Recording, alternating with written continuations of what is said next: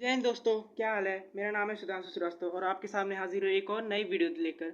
इस वीडियो में हम लोग साइंस का केमिस्ट्री चैप्टर 1 देखेंगे, केमिकल रिएक्शंस एंड इक्वेशंस। तो फ्रेंड्स, बहुत ही इजी चैप्टर, कोई टफ चैप्टर नहीं, बहुत अच्छे समझ में आ जाएगा। तो चलिए फ्रेंड्स, बिना देर की वीडियो को शुरू करते हैं।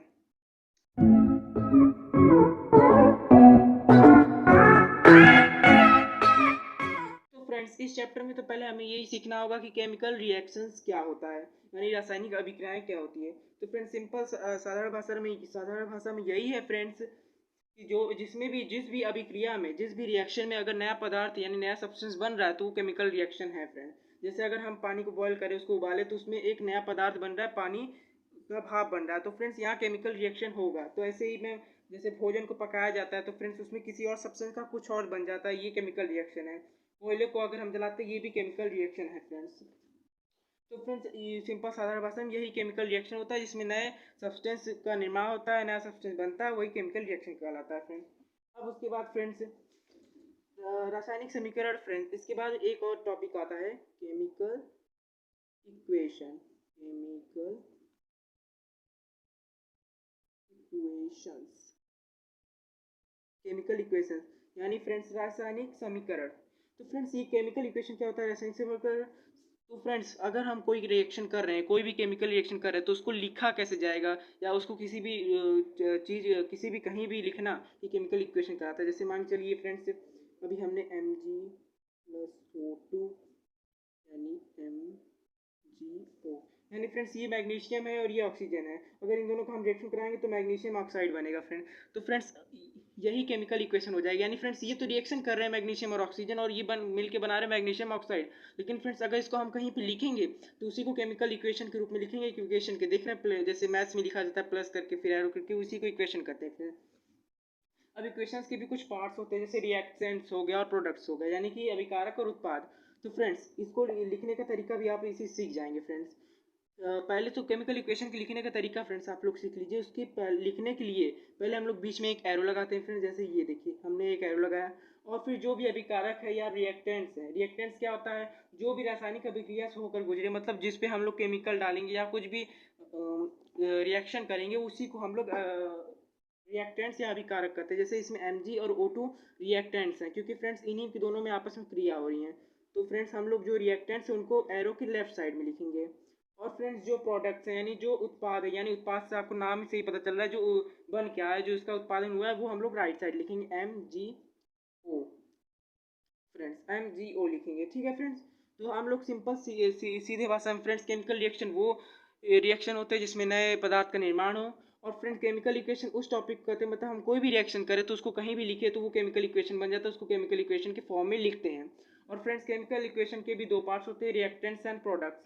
तो फ्रेंड्स, जिन जिन दो प्रोडक्ट्स में हम लोग अभिक्रिया करवाएं, वो रिएक्टेंट्स कहलाते हैं फ्रेंड। जो आपस में अभिक्रिया करके एक नया उत्पाद बनाते हैं, मतलब एक नया प्रोडक्ट बनाते हैं, तो उसी, और जो नया प्रोडक्ट बना उसका नाम प्रोडक्ट पड़ेगा ही फ्रेंड। और फ्रेंड्स, इसको लिखने का तरीका भी यही, बीच में एरो लगाना चाहिए, और रिएक्टेंट्स लेफ्ट साइड लिखना चाहिए और प्रोडक्ट्स को राइट साइड लिखना चाहिए फ्रेंड। इसको लिखने का तरीका एकदम सिंपल सा यही है, एकदम तरीका एकदम बढ़िया सा। फ्रेंड्स, आप ये जो समीकरण है, मैं इसको और अच्छे से लिख सकते हैं। कैसे लिख सकते हैं, जैसे मैं बताता हूँ इसको एक और एग्जांपल से मैं बताऊंगा। जैसे फ्रेंड्स, H2SO4, ये क्लियर करेंगे आपस में, और MgSO4 बनाएंगे। एक मिनट, मुझे लिखने में प्रॉब्लम हो रही है फ्रेंड्स, सॉरी। MgSO4 राइटिंग थोड़ी सही नहीं है, सॉरी। बीच में प्लस का साइन रहेगा, एक मिनट। तो फ्रेंड्स, अब इसको, ये तो केमिकल इक्वेशन हम लोग लिख चुके हैं, इसमें रिएक्टेंट्स भी हम लोग पहचान रहे हैं, प्रोडक्ट्स भी पहचान। और फ्रेंड, प्रोडक्ट्स ये जरूरी नहीं है कि एक ही प्रोडक्ट हो, दो हो सकते हैं, तीन हो सकते हैं, और भी ज़्यादा प्रोडक्ट्स हो सकते हैं फ्रेंड्स। तो अब इसमें और सूचनात्मक, मतलब और अच्छे से कैसे दिखाएं। तो फ्रेंड्स, जो भी अगर हम लोग का जैसे प्रोडक्ट कोई बनेगा या कोई रिएक्टेंट होगा, तो वो कुछ किसी शेप में होगा, मतलब किसी सॉलिड होगा या फिर लिक्विड होगा या फिर गैस होगा। तो फ्रेंड्स, अगर वो सॉलिड होगा तो वहाँ एस लिख देंगे, जैसे ये Mg सॉलिड है, एस लिख देंगे।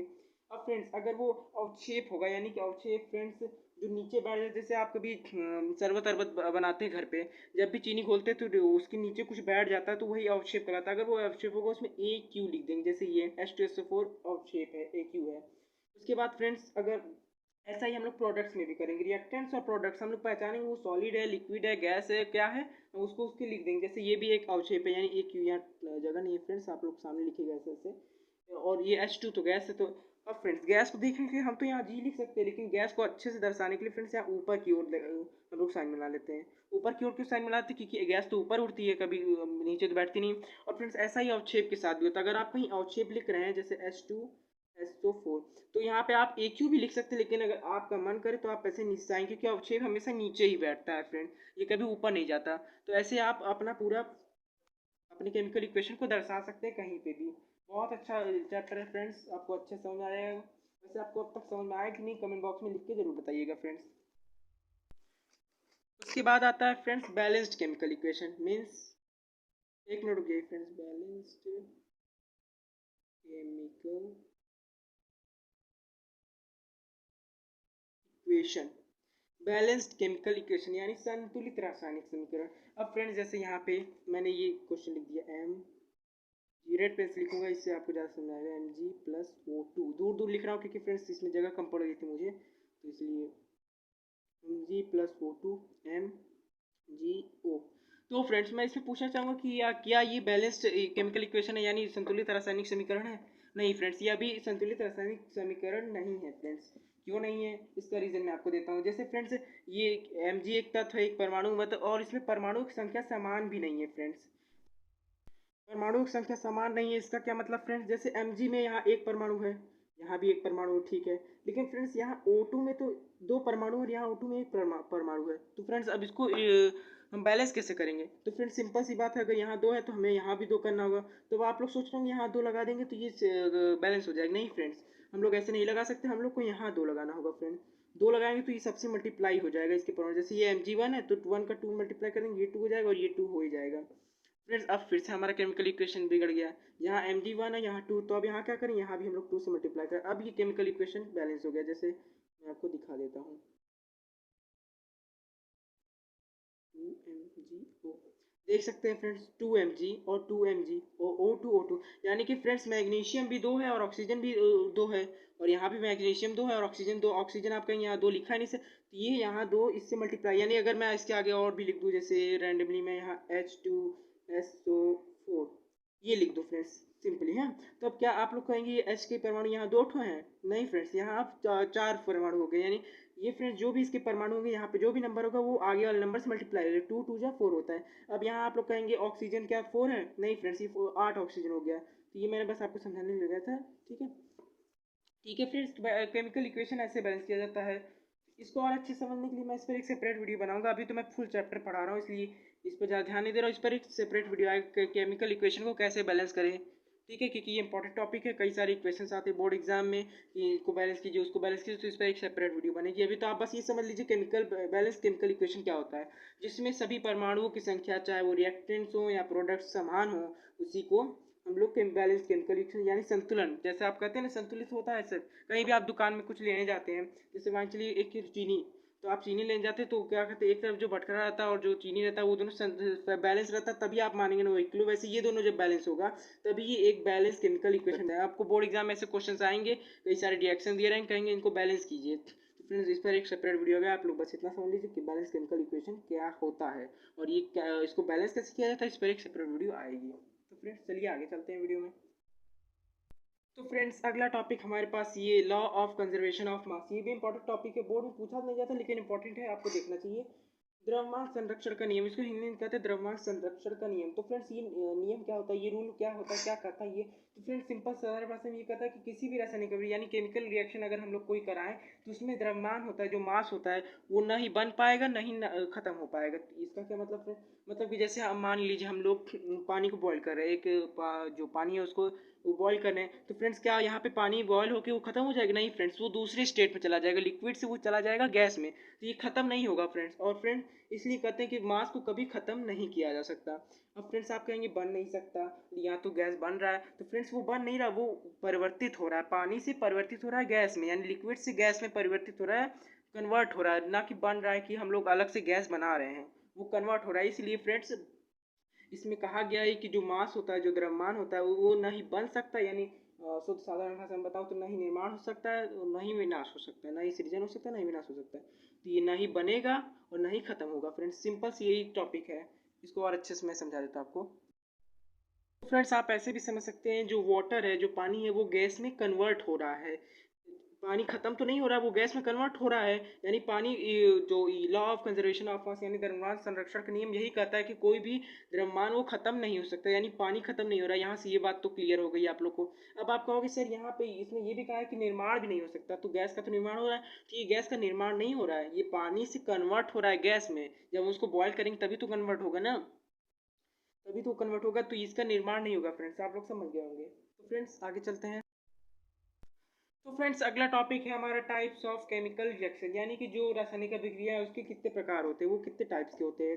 तो फ्रेंड्स इसमें सबसे पहला टाइप आता है संयोजन अभिक्रिया। संयोजन नाम से कुछ आपको पता चल रहा है? नहीं पता चल रहा तभी पता चल जाएगा फ्रेंड। संयोजन अभिक्रिया यानी इसको इंग्लिश कहते हैं कॉम्बिनेशन रिएक्शन। इसके भी टाइप होते हैं, ये एक्सोथर्मिक रिएक्शंस और एंडोथर्मिक रिएक्शंस, इसको हम आगे चल के पढ़ेंगे। अभी पहले ये समझ लेते हैं संयोजन अभिक्रिया होती क्या है फ्रेंड, पहले ये समझ लेते हैं। तो जैसे फ्रेंड्स अभी मैं इसका एक एग्जांपल लेके आपको समझाना चाहूँगा।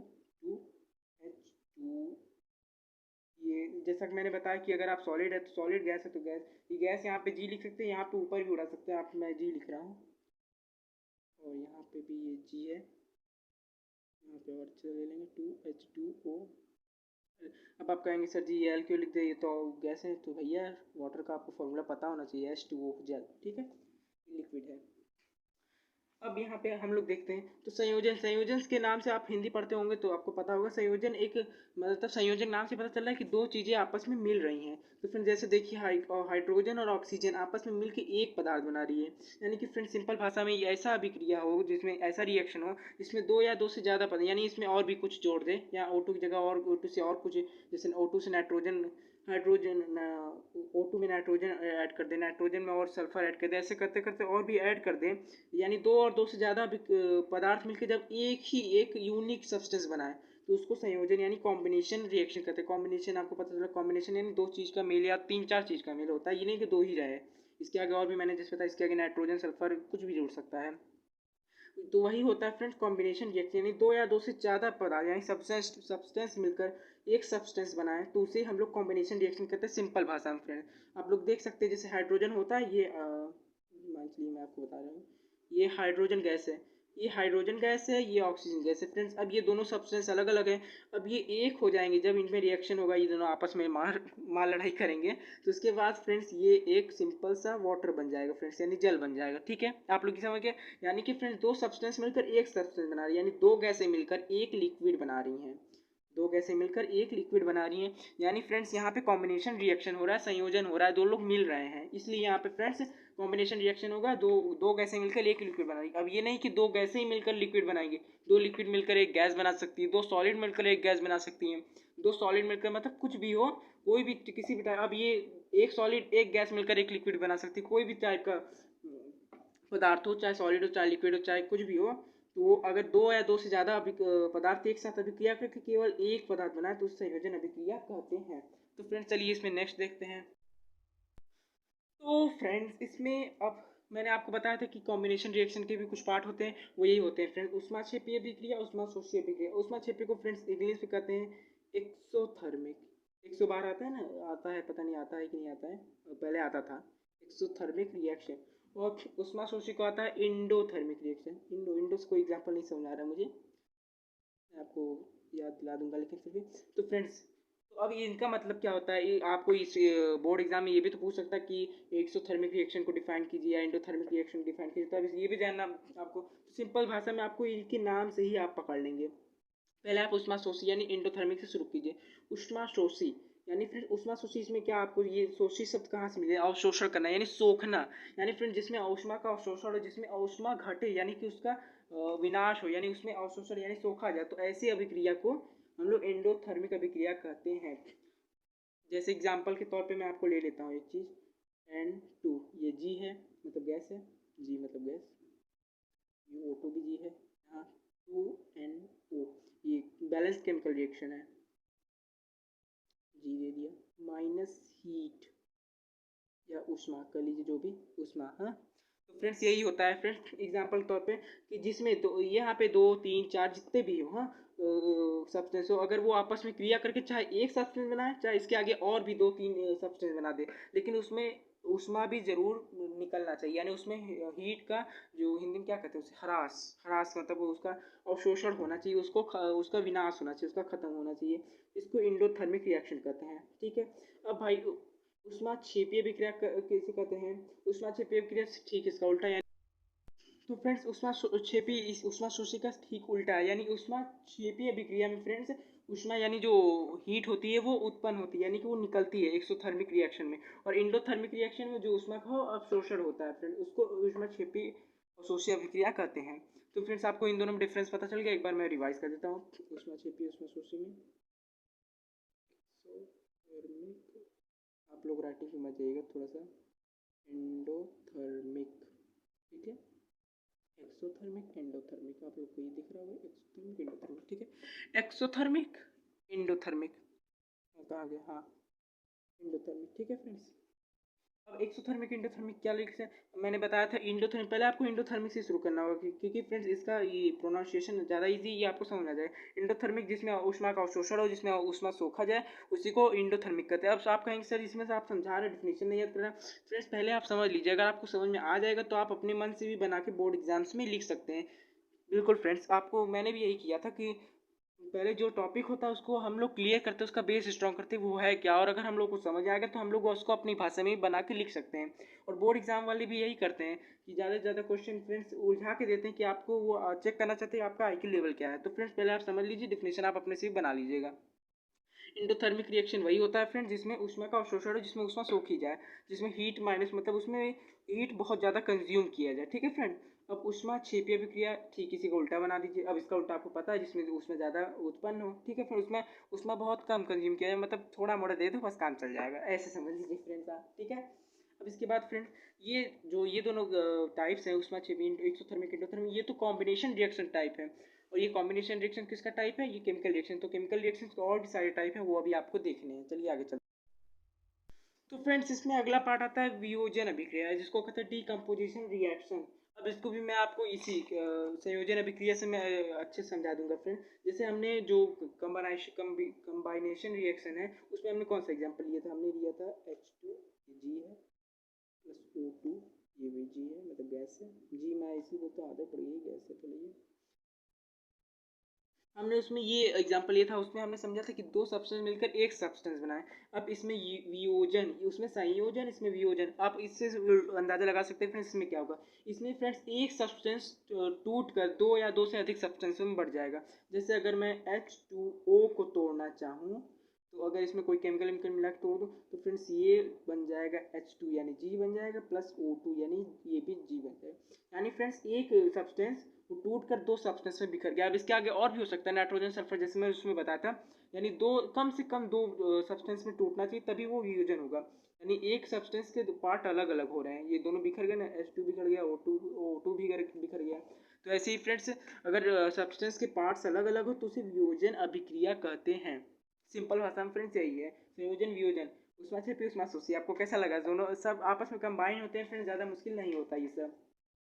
बस संयोजन आपको याद करना है कि जो दो या दो से ज़्यादा सब्सटेंस मिलकर एक सब्सटेंस बनाए तो उसे संयोजन कहते हैं। और वियोजन ठीक उसी को उल्टा, एक सब्सटेंस टूट कर यानी उसमें कई सारे पार्ट्स में तोड़ दिया जाए तो दो या तीन या चार जितने भी बनाते पर वो ज़्यादा बनाएगा फ्रेंड्स। ठीक है, आप लोग को इससे समझ में आ जाएगा। अब आगे चलते हैं फ्रेंड्स, वियोजन अभिक्रिया के आगे कौन सा टॉपिक है देख लेता हूँ। तो फ्रेंड्स इसमें नेक्स्ट टॉपिक आता है डिस्प्लेसमेंट रिएक्शन, यानी विस्थापन अभिक्रिया। विस्थापन विस्थापन आपने पढ़ा होगा 9 क्लास में, विस्थापन, दूरी विस्थापन ऐसे करके। अभिक्रिया, तो फ्रेंड डिस्प्लेसमेंट रिएक्शन, इसमें विस्थापन अभिक्रिया का मैं एक छोटे से एग्जांपल से समझाना चाहूँगा आप लोग को। जैसे AB प्लस सी, मैथ में आ जाते हैं हम लोग। जैसे हम लोग मान लेते हैं ये AB है, ये सी है, हाँ थोड़ा सा ले लेते हैं। यहाँ पे जैसे सूर्य का प्रकाश, ठीक है फ्रेंड। अब देखिए फ्रेंड, जैसे ए बी कोई एक सब्सटेंस था, ये पूरा एक सब्सटेंस है, अलग अलग नहीं है, और सी कोई सब्सटेंस था। तो फ्रेंड्स जब ये दोनों आपस में अभिक्रिया करें तो फ्रेंड्स जो सी है वो बी को डिस्प्लेस कर दिया, यानी कि विस्थापित कर दिया उन लोग को। यानी कि वो आया बी के पास, हटो हटो यहाँ से हटो, मैं बैठूंगा यहाँ पे। बी बेचारा छोटा मोटा था, डर के भाग गया उधर, ये सी इधर आ गया एक ही साथ। तो फ्रेंड्स यही होता है फ्रेंड्स, जब भी कोई सब्सटेंस या कोई भी पदार्थ या कोई परमाणु एक परमाणु को विस्थापित कर दे, यानी उधर से हटा कर उसको उसकी जगह से हटा कर खुद वहाँ बैठ जाए, यही होता है फ्रेंड्स। वो जैसे सी बी को हटा के सी की जगह पर बी की जगह पे आ गया, तो फ्रेंड्स ऐसे A B plus C equals to A C plus B. जैसे आपको मैं एक एग्जांपल ले लेता हूँ, C H four plus C L two प्रकाश C H three C L plus H C L. तो फ्रेंड्स देख सकते हैं, जैसे फ्रेंड्स इसमें यहाँ Cl2 था, आप लोग देख सकते हैं यहाँ रिएक्टेंट्स में जब क्लोरीन था इसके 2 परमाणु थे, लेकिन जब हम लोग प्रोडक्ट्स में ध्यान डालते हैं तो यहाँ तो Cl एक ही है, तो यानी एक Cl क्या हुआ, एक Cl यहाँ H4 के पास आया, और तो एक Cl था तो एक ही हाइड्रोजन को हटा पाएगा ना, तो उसने एक हाइड्रोजन का हटो यहाँ से हटो, हम जाएंगे तो देखिए एक हाइड्रोजन डर के मारे उधर चला गया और वो एक Cl इधर आ गया। आपको समझ में आया फ्रेंड्स, विस्थापन अभिक्रिया का किसे कहते हैं, एक सब्सटेंस दूसरे सब्सटेंस को विस्थापित कर दे। यहाँ पे एक Cl उठ के आया, यहाँ हाइड्रोजन, या तो हाइड्रोजन 4 थे, वो अकेला था बेचारा, मार खा जाता चारों से करता, तो इसलिए उनसे एक से ही कहा कि भैया हटो हम यहाँ बैठेंगे, तो वो बेचारा हाइड्रोजन सीधा साधा था इधर चला गया, और यहाँ पे एक Cl बचा, यहाँ एक Cl बचा, और यहाँ का एक हाइड्रोजन उधर चला गया, तो ये 3 बचा। देख सकते हैं आप लोग कितना ईजी था समझना, बहुत ईजी था, कमेंट बॉक्स में लिख दीजिए कितना ईजी था। अब इसके बाद आता है द्विस्थापन अभिक्रिया, यानी डबल डिस्प्लेसमेंट। बाप रे बाप, द्विस्थापन आपको नाम से पता चल जाता है कि ये स्थापन है, वो द्विस्थापन यानी 2 बार विस्थापित हो, यानी 2 परमाणु एक साथ विस्थापित हो जाए। तो फ्रेंड्स यहाँ पे आके हम लोग देख लेते हैं द्विस्थापन अभिक्रिया का एक एग्जांपल में यहाँ लिख रहा है, यहाँ नाम लिख रहा है, जैसे ये सिल्वर नाइट्रेट है, सोडियम क्लोराइड है, ये सब नाम नहीं लिख रहा, सोडियम क्लोराइड, ये सिल्वर सोडियम नाइट्रेट, ये सब नाम नहीं लिख रहा फ्रेंड्स, बस फॉर्मूला के अभी देख रहे हैं क्या होता है क्या नहीं होता, ये सब देख लेते हैं फ्रेंड्स। द्विस्थापन अभिक्रिया, आप सोचेंगे कि दो दो परमाणु एक दूसरे को अलग अलग विस्थापित कर, नहीं फ्रेंड, एक परमाणु, ये ध्यान से समझिए फ्रेंड्स, ये थोड़ी है एक परमाणु 2 परमाणु को स्थापित कर दे, यानी फ्रेंड्स एक परमाणु है वो बहुत भारी भरकम हो, जैसे मान लीजिए ये एक आदमी है भारी भरकम, और यहाँ 2 छोटे छोटे परमाणु बेचारे बैठे हो, तो वो एक भारी भरकम परमाणु उन दोनों परमाणु को उठा फेंक देगा और वहाँ पे अपने जगह बैठ लेगा। ये ऐसे समझ लीजिए फ्रेंड, जैसे यहाँ देखिए Cl अकेला था, लेकिन इसने 2 परमाणु को स्थापित कर दिया, यानी N नाइट्रोजन O ऑक्सीजन, यानी सी देख सकते हैं नाइट्रोजन ऑक्सीजन की जगह यहाँ Cl आ गया, यानी क्लोरीन आ गया, और फिर यहाँ देख सकते हैं Cl, तो अब भैया ये इनको भगा दे तो ये जाके उनकी जगह बैठ गए, ये देख सकते हैं नाइट्रोजन ऑक्सीजन। यानी फ्रेंड्स एक परमाणु, केवल एक परमाणु 2 परमाणु को स्थापित करते हैं, इसे द्विविस्थापन अभिक्रिया कहते हैं। ये देख सकते हैं यहाँ एग्जांपल आपके सामने, यहाँ क्लोरीन एक था लेकिन इससे 2 परमाणु को विस्थापित किया, नाइट्रोजन और ऑक्सीजन अलग अलग, ये नहीं कि NO साथ में लिखा, आप एक ही समझ लीजिए, नाइट्रोजन ऑक्सीजन को स्थापित किया, यहाँ पे आके ये बैठ गया, अब भैया इसने इन लोग को हटा दिया तो ये रोते रोते गए इनकी जगह बैठ गए NO3 है, ठीक है। हाँ भैया समझ में आ गया। तो फ्रेंड्स यहाँ पे अगला टॉपिक आता है रेडॉक्स रिएक्शन, यानी रेडॉक्स अभिक्रिया। देख सकते हैं रेडॉक्स रिएक्शन, इसका दूसरा नाम होता है ऑक्सीडेशन या रेडिएशन, यानी ये दोनों मिला के, ये नहीं कि अगर आपको सिर्फ रेडिएशन पूछे तब तो आपको अलग डिफिनेशन देना होगा, लेकिन अगर आपको पूछे ऑक्सीडेशन और रेडिएशन क्या होता है तो आप रेडॉक्स अभिक्रिया कहेंगे, रेडॉक्स अभिक्रिया। और फिर ऑक्सीडेशन को हिंदी में कहते हैं फ्रेंड्स उपचयन अभिक्रिया, और रेडिएशन कहते हैं अपचयन अभिक्रिया। तो उपचयन अपचयन क्या होता है, बहुत ईजी है, आप लोग को बहुत डर लगता होगा, लेकिन आज डर नहीं लगेगा। तो फ्रेंड्स इसको एक सीधे से एग्जांपल में समझ लेते हैं फ्रेंड्स। उपचयन अभिक्रिया यानी ऑक्सीडेशन, ये तो अगर रेडॉक्स अभिक्रिया बोलेंगे तो यही आपको डिफरेंशिएट देना होगा। अगर आपको पूछेगा बोर्ड एग्जाम में कि रेडॉक्स रिएक्शन को डिफाइन कीजिए, तो आपको इन दोनों को डिफाइन करना होगा, अलग से टॉपिक बना के, ऑक्सीडेशन फिर रेडिएशन। और अगर आपको केवल एक पर्टिकुलर पूछे कि ऑक्सीडेशन डिफाइन कर दीजिए भाई या रेडिएशन, तो आपको तो मैं यहाँ पे दोनों डिफाइन कर दे रहा हूँ, इसका कोई पर्टिकुलर डिफिनेशन नहीं है, इसका बस ये दोनों डिफिनेशन है, इसी को बस एक नाम दे दिया गया रेडॉक्स अभिक्रिया, ठीक है। तो अब यहाँ ऑक्सीडेशन और रेडिएशन देख लेते हैं, यानी उपचयन, यहाँ नाम लिख देता हूँ आपको समझ में आएगा, उपचयन, एक मिनट फ्रेंड्स मुझे लिखने में दिक्कत हो रही है, अपचयन, अपचयन, उपचयन अपचयन अभिक्रिया फ्रेंड्स देख लेते हैं। फ्रेंड्स उपचयन अभिक्रिया में फ्रेंड्स अगर हाइड्रोजन का ह्रास और ऑक्सीजन की वृद्धि हो, मीन्स यानी ऑक्सीजन बढ़े, ऑक्सीजन का लेवल ऊपर जाता जाए, है जैसे होता है ना कि भैया कि हॉस्पिटल मरीज का ऑक्सीजन लेवल ऊपर दिख नहीं रहा होगा आपको, ऑक्सीजन का लेवल ऊपर कर ऑक्सीजन, लेकिन हाइड्रोजन का ह्रास हो, हाइड्रोजन नीचे जाए और हाइड्रोजन का लेवल नीचे जाए। और फ्रेंड्स ठीक उसी का उल्टा फ्रेंड्स, इसमें उल्टा उल्टा ही चल रहा है फ्रेंड्स। उपचयन एक अभिक्रिया आप सीख लो, उससे रिलेटेड अभिक्रिया आप अपने आप सीख लोगे। उपचयन में था कि ऑक्सीजन का लेवल ऊपर जाए, तो अपचयन में ऑक्सीजन का लेवल नीचे जाए। उपचयन में था हाइड्रोजन का लेवल नीचे जाए, और अपचयन में हाइड्रोजन का लेवल ऊपर जाए। अब फ्रेंड्स इसमें दोनों होना जरूरी नहीं, जैसे मान चलिए कोई रिएक्शन है उसमें केवल ऑक्सीजन ऊपर का लेवल ऊपर, मतलब ऑक्सीजन बढ़ रहा है, तो वहाँ पे उपचयन अभिक्रिया होगा, जरूरी नहीं कि उसमें हाइड्रोजन का लेवल नीचे भी जाना चाहिए, ये जरूरी नहीं है फ्रेंड्स, अगर उसमें हाइड्रोजन नहीं है। क्योंकि ऑक्सीजन का लेवल ऊपर चला जा रहा है तो उपचयन अभिक्रिया हो जाएगी। ठीक है फ्रेंड्स, आपको समझ में आ गया? यानी ऑक्सीजन का लेवल ऊपर या हाइड्रोजन का नीचे है। मैं आपको एग्जांपल और दे लेता हूँ, एक मिनट आप लोग को। CuO यानी कि प्लस H2, ये U है, 4 नहीं है, H2 या हीट, HEAT, हीट आप समझ आइएगा, heat Cu plus H2O, Cu plus H2O। ठीक है, यहाँ पे देख सकते हैं फ्रेंड्स, यहाँ पे ये हो रहा है ऑक्सीडेशन यानी उपचयन, और यहाँ पे ये हो रहा है रेडिएशन। सॉरी सॉरी, यहाँ जाना था, थोड़ा जल्दी कर दिया मैं, यहाँ पे जाना था। ठीक, यहाँ जाना था। ये उपचयन अभिक्रिया हो रही है यानी कि ऑक्सीडेशन अभिक्रिया हो रही है, जिसमें ऑक्सीजन की वृद्धि होती है या हाइड्रोजन का ह्रास होता है फ्रेंड्स। कैसे? आप तो कहेंगे सर जी यहाँ हाइड्रोजन ऑक्सीजन तो हाइड्रोजन तो दो है, हाइड्रोजन ह्रास है, लेकिन ऑक्सीजन की वृद्धि, मैंने आपको कहा था कि दोनों अभिक्रिया होना जरूरी नहीं है कि ऑक्सीजन को ऊपर जाए लेवल तो हाइड्रोजन का नीचे आना ही चाहिए। अगर केवल ऑक्सीजन को ऊपर जा रहा है और हाइड्रोजन के नीचे नहीं भी जा रहा, तब भी वहाँ पर रेडॉक्स यानी ऑक्सीडेशन अभिक्रिया होगी, ऑक्सीडेशन रिएक्शन होगा फ्रेंड्स। यहाँ पे देख सकते हैं हाइड्रोजन का लेवल तो नीचे नहीं जा रहा, ठीक है, लेकिन ऑक्सीजन का लेवल तो ऊपर जा रहा है। यहाँ ऑक्सीजन पहले एक भी नहीं था, लेकिन यहाँ ऑक्सीजन एक पहले आ चुका है, इसे उपचयन अभिक्रिया कहते हैं। अपचयन फ्रेंड्स जैसे देख सकते हैं, यहाँ पे पहले यहाँ पे एक ऑक्सीजन था, लेकिन यहाँ पे एक भी ऑक्सीजन नहीं है फ्रेंड्स। सिंपल सी यही भाषा है उपचयन अभिक्रिया यानी कि ऑक्सीडेशन और रेडिएशन, रेडॉक्स रिएक्शन। जहाँ पे फ्रेंड्स उपचयन में ऑक्सीजन का लेवल ऊपर जाता है, हाइड्रोजन का नीचे आता है, और अपचयन में ऑक्सीजन का लेवल नीचे जाता है, हाइड्रोजन का ऊपर जाता है। अब ये जरूरी नहीं है कि उपचयन में ऑक्सीजन का और हाइड्रोजन दोनों का बराबर मात्रा, मतलब दोनों रेशियो में चले। रेशियो मतलब कि ऑक्सीजन को ऊपर जाए, हाइड्रोजन का नीचे जाए, ऐसा जरूरी नहीं है फ्रेंड। अगर केवल ऑक्सीजन का ऊपर जा रहा है, हाइड्रोजन का उतने पुतने अटका है, जैसे यहाँ पे था फ्रेंड्स, हाइड्रोजन नीचे नहीं गया लेकिन ऑक्सीजन बढ़ गया, तो वहाँ भी उपचयन होगा।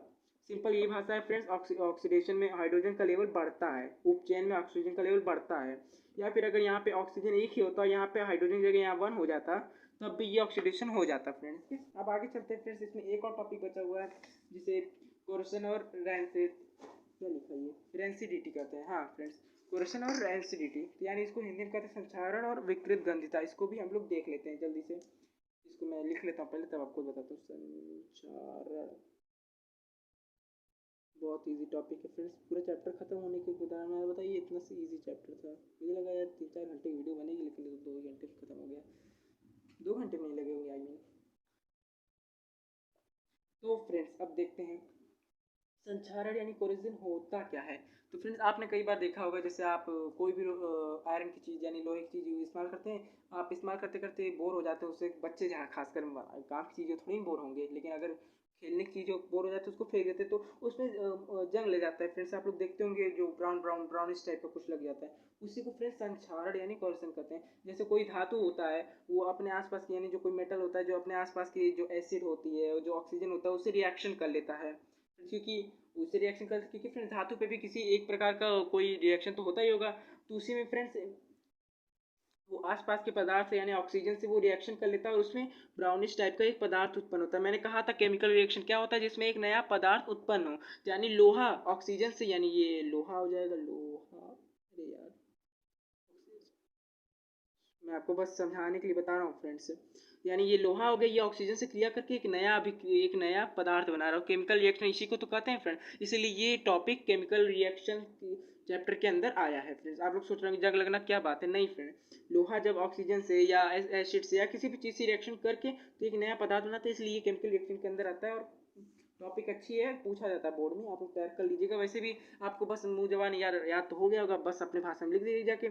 संचारण आपको पता हो गया होगा कि लोहा या फिर कोई भी था, ये नहीं कि लोहा फ्रेंड, कहीं जंग तो कहीं भी लग सकता है ना फ्रेंड्स, जंग तो कहीं भी लग सकता है। तो फ्रेंड्स वही जैसे जिंक विंक, इसीलिए जिंक, तो फ्रेंड इसीलिए उनको बचाने के लिए लोहे को पेंट किया जाता है। देखते हैं आपके घर में कूलर होगा, अगर टीन का कूलर होगा तो आपको देखे होंगे उस पर हर साल पेंट चढ़ाया जाता है, अपने पापा मम्मी ला के करते होंगे हैं, वो उस पर पेंट किया जाता है। और कोई साइकिल वाइकिल चलाते होंगे फ्रेंड्स, तो उस पर देखते हैं जो साइकिल कैसे है, पता नहीं है, मुझे ड्राइंग अच्छी नहीं है, सॉरी है, सॉरी, मैं फिर भी समझाने की कोशिश करूँगा।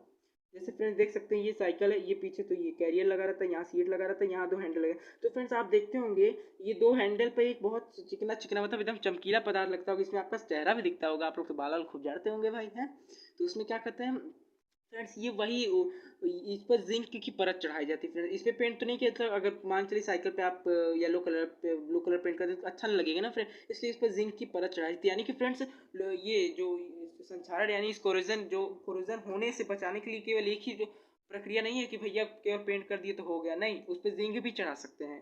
तो ऐसे और फ्रेंड्स सबके अलग अलग यूजेस भी, ये नहीं कि भैया आप लोहे के मतलब कूलर पे आप ला के जिंक चढ़ा दिए भैया हैं, ऐसा नहीं, अलग अलग यूजेस भी हैं उसके। तो इसलिए ऐसे कई सारे उपाय होते हैं जिनसे ये बचाया जा सकता है। ठीक है फ्रेंड्स, अब भैया उसके बाद आती है विकृत गंधिता, रेंसिडिटी। तो देख लेते हैं इसको भी, बहुत इजी टॉपिक है, छोटा सा टॉपिक है, हाँ?